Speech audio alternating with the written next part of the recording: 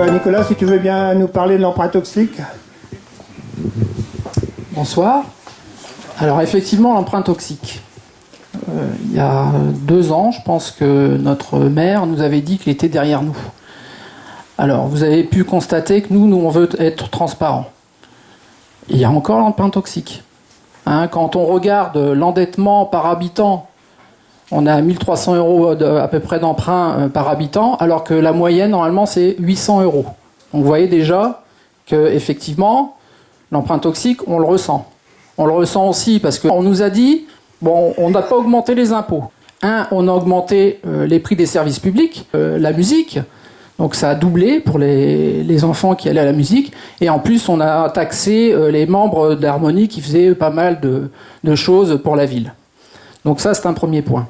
Les subventions. J'ai lu dans un article de La Voix du Nord dernièrement en disant qu'on avait maintenu les subventions à la ville. Moi, j'ai repris les comptes. Moins 20% sur les associations depuis 6 ans. Moins presque un peu plus de 300 000 € qui n'ont pas été distribués aux associations. On veut régulièrement informer la population de la situation de la ville. On indiquera des indicateurs, ça sera transparent. On vous donnera on parlera de dette. Parce que je ne sais pas si vous avez vu, dans la Chicourrier, on ne parle plus de dette depuis 4-5 ans. Elle n'existe plus, il n'y a même plus. C'est que nous, notre but, c'est pas d'augmenter les impôts. Il y a d'autres façons. Et tout à l'heure, Patrick en a parlé, Jean-Paul aussi, toute l'équipe en parle, c'est d'aller chercher les subventions.